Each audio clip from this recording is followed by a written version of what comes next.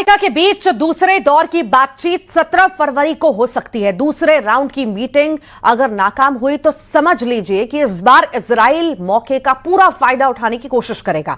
Trump ने वैसे भी इजराइल और खाड़ी देशों को बचाने की तैयारी कर ली है। अमेरिका का दूसरा कैरियर बैटल ग्रुप ईरान को रोकने के लिए पहुंचने वाला है।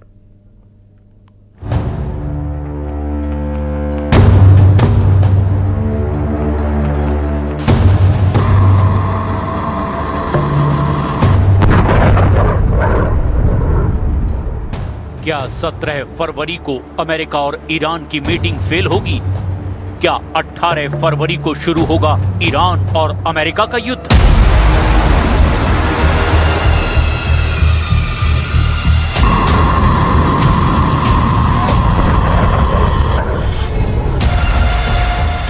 ईरान और अमेरिका अपने बाजुओं की ताकत दिखा रहे हैं। एक तरफ अमेरिका ने समंदर में दो बैटल ग्रुप उतार दिए हैं, दोनों के टारगेट पर ईरान है।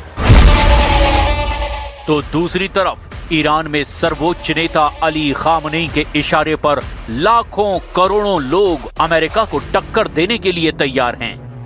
तेहरान, मशहद, शिराज, इस्फहान, क़ूम और ऐसे ही छोटे बड़े 1000 से ज्यादा शहरों की सड़कों पर उतारकर ईरान ने इरादे साफ कर दिए हैं।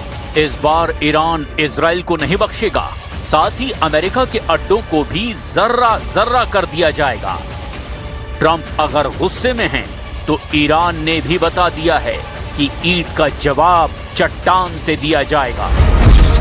17 फरवरी को अमेरिका और ईरान के बीच मीटिंग हुई और उसमें बात नहीं बनी तो 18 फरवरी को युद्ध शुरू हो जाएगा। इसका खतरा मंडराने लगा है। 18 फरवरी को जंग शुरू हुई तो समझ लीजिए रमजान के महीने में ईरान के खिलाफ अमेरिका और इजराइल का सबसे बड़ा युद्ध देखेगी दुनिया। क्या रमजान के महीने में युद्ध होगा? और क्या इस बार जंग 12 दिन नहीं बल्कि ईद के त्योहार तक लड़ेंगे अमेरिका और ईरान? डोनाल्ड ट्रंप और बेंयामिन नेतन्याहू का इरादा बता रहा है कि ईरान को अब मौका नहीं दिया जाएगा और ईरान ने साफ कर दिया है कि वो मिसाइलों को लेकर कोई समझौता नहीं करेगा। ऐसे में अब कोई भी मीटिंग सिर्फ वक्त बिताने या फिर वक्त के हिसाब से तैयारी करने का तरीका बन चुका है। अमेरिका का फोर्ड कैरियर कैरेबियन सागर से ईरान की तरफ बढ़ता जा रहा है। इसे आने में अभी 3 हफ्ते का वक्त लगेगा। यानी ट्रंप चाहते हैं कि युद्ध शुरू करने से पहले ज्यादा से ज्यादा वक्त अमेरिका को मिले और इसीलिए बातचीत को और ढील दी जा रही है। अमेरिका की ये रणनीति ईरान और उसके कमांडर बहुत अच्छी तरह से जानते हैं।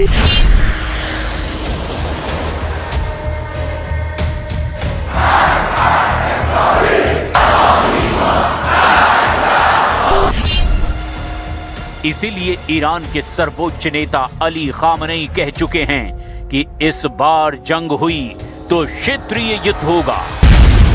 खामनेई का ऐलान और पूरे पश्चिम एशिया में बजने लगा सायरन।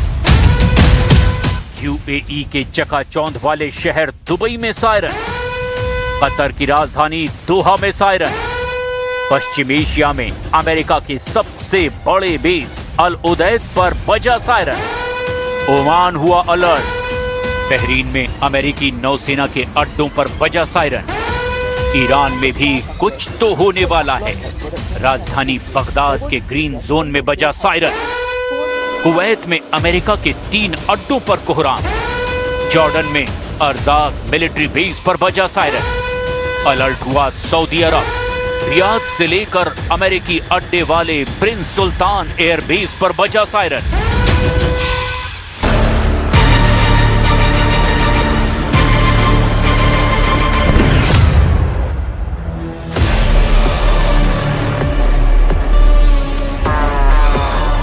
ईरान पर हमले की तैयारी कर रहे अमेरिकी बेड़े के लिए यही बुरी खबर है, क्योंकि ट्रंप जिस युद्ध को 2 मोर्चों की लड़ाई बनाना चाहते हैं, ईरान ने एक झटके में उसे मल्टी फ्रंट वॉर बना दिया है।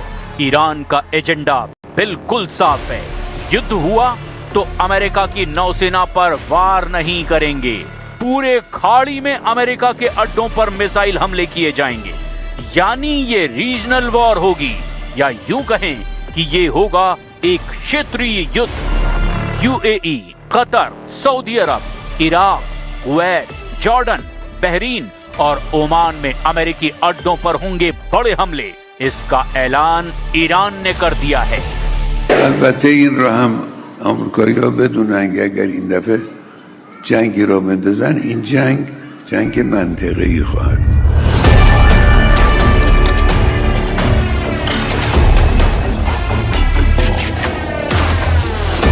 वार्निंग सीधे ईरान के सर्वोच्च नेता अली खामनेई की तरफ से आई है। ईरान के मिसाइल पावर से पूरी दुनिया वाकिफ है और यही वजह है कि खामनेई के शब्द दुनिया भर में हेडलाइन बन चुके हैं। अमेरिका से लेकर अरब देशों तक यही खबर हेडलाइन है। रीजनल वॉर का खतरा बताया जा रहा है। यूरोप में फ्रांस से लेकर तुर्की का मीडिया बता रहा है कि खामनेई रीजनल वॉर करना चाहते हैं। इजराइल की मीडिया भी बता रही है कि अब खतरा सिर्फ ईरान पर नहीं, युद्ध हुआ तो खामनेई की फौज इजराइल के शहर भी जला देगी। खामनेई की वार्निंग, ईरान के करीब ट्रंप का जंगी बेड़ा, डरा हुआ पश्चिम एशिया। अब ऐसे में अमेरिका का राष्ट्रपति क्या कहना चाहेगा, ये सवाल ट्रंप से पूछा गया। ट्रंप ने क्या जवाब दिया, ये देखकर सबसे ज्यादा हैरान खाड़ी देश हैं और इजराइल भी समझने की कोशिश कर रहा है कि ट्रंप आखिर क्या बोल गए। Senator, on Iran, the Supreme Leader today said that U.S. attack could spark a regional war. Do you have any response to that? Why wouldn't he say that? Of course you're going to say that, but we have the biggest, most powerful ships in the world over there, very close, a couple of days, and hopefully we'll make a deal. If we don't make a deal, then we'll find out whether or not he was right.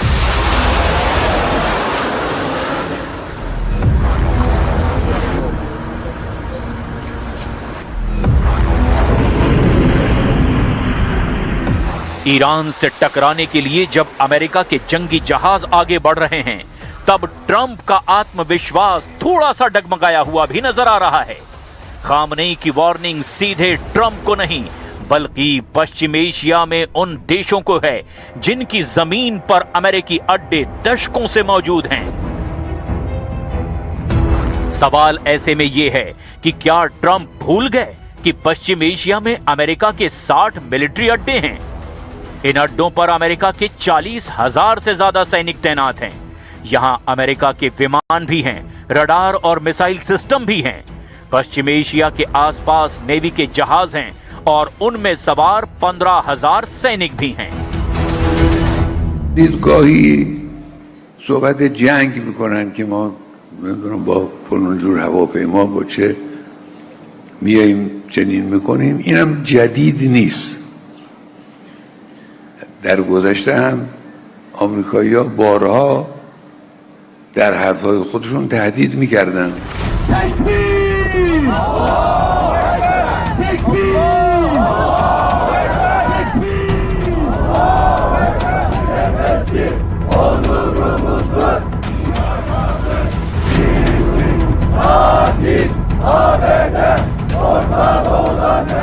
Khamenei के तेवरों ने Trump के दुश्मनों का जोश high कर दिया है।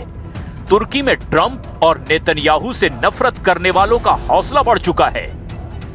Istanbul में अमेरिका के वाणिज्य दूतावास के बाहर ये प्रदर्शन देखिए और समझिए कि अगर ये जंग क्षेत्रीय युद्ध में तब्दील हुई तो अमेरिका और इजराइल के खिलाफ सिर्फ ईरान मोर्चा नहीं बनेगा, बल्कि तुर्की के राष्ट्रपति रेजिब तैयब एर्दोआन कह चुके हैं कि वो ईरान पर हमला बर्दाश्त नहीं करेंगे।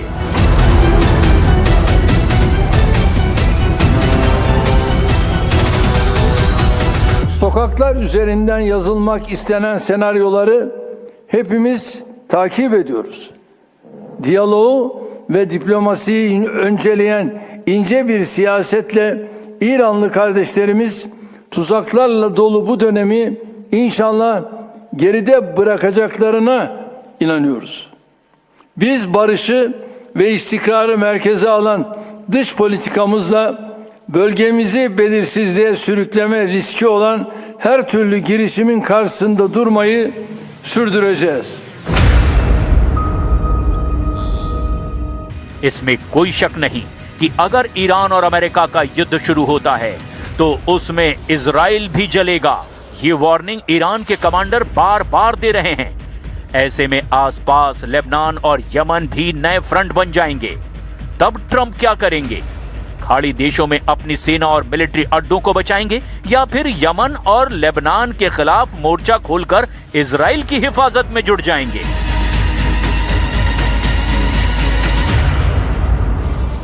ईरान के इरादे बता रहे हैं कि पलटवार इजराइल पर होगा, अमेरिकी अड्डों पर होगा।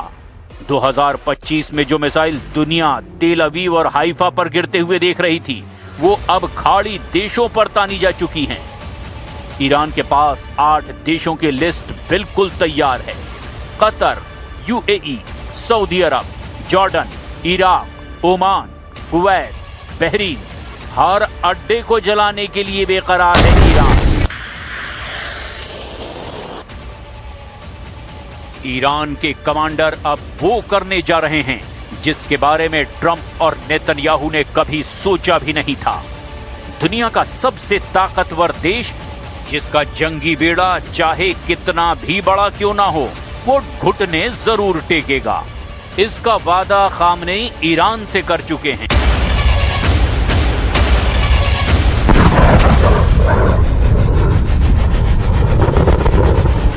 इजराइल के प्रधानमंत्री बेंयामिन नेतन्याहू बार बार ट्रंप को आगाह कर रहे हैं कि ईरान से बातचीत बेमानी है। वो अपने वॉर रूम में ईरान की मिसाइल भी देख रहे हैं और ओमान में ईरान के विदेश मंत्री अब्बास अराक्ची की बॉडी लैंग्वेज को भी बहुत गौर से परखा और उनको समझ में आ गया कि डोनाल्ड ट्रंप ने मीटिंग करके इजराइल को फंसा दिया है, क्योंकि अब ईरान पहले से भी ज्यादा ताकतवर है। ये तस्वीरें देखने के बाद नेतन्याहू ने अपनी वायुसेना को अलर्ट कर दिया है। इजराइल का F-15 फाइटर जेट फिर तैयार किया जा रहा है। इजराइल के बहुत ही सीक्रेट एयरबेस से आए इस वीडियो ने तेहरान से लेकर मॉस्को और बीजिंग से लेकर दुनिया के तमाम हिस्सों में अलर्ट जारी कर दिया है। खबर पक्की बताई जा रही है, क्योंकि पश्चिम एशिया में नया खौफ बहुत बड़े सवालों के साथ पैर पसार रहा है। नेतन्याहू ने वार्निंग दी है कि ईरान से बात नाकाम रही और वो इजराइल की डिमांड नहीं माना तो इस बार इतनी ताकत से हमला किया जाएगा जिसके बारे में उसने सोचा भी नहीं होगा। क्या इजराइल की एयरफोर्स अपनी सबसे बड़ी ताकत दिखाने जा रही है? क्या एक साथ उड़ेंगे सैकड़ों जेट, जिसमें इजराइल के सबसे खतरनाक फाइटर होंगे? नेतन्याहू ने अपनी फायर पावर दिखानी शुरू कर दी है। ऐसे में सवाल यह है, क्या तेहरान का ये हाल करना चाहते हैं नेतन्याहू? क्या इजराइल के फाइटर जेट बर्निंग तेहरान बनाने जा रहे हैं? नेतन्याहू का दावा बता रहा है कि वो ईरान और इजराइल के युद्ध की सबसे बड़ी पिक्चर रिलीज करने जा रहे हैं, जिसमें सिर्फ आग, धमाके और जलता हुआ ईरान है। सवाल ये है, क्या ट्रंप इस बार इजराइल को काबू में रख पाएंगे या 2025 की तरह फेल साबित होंगे?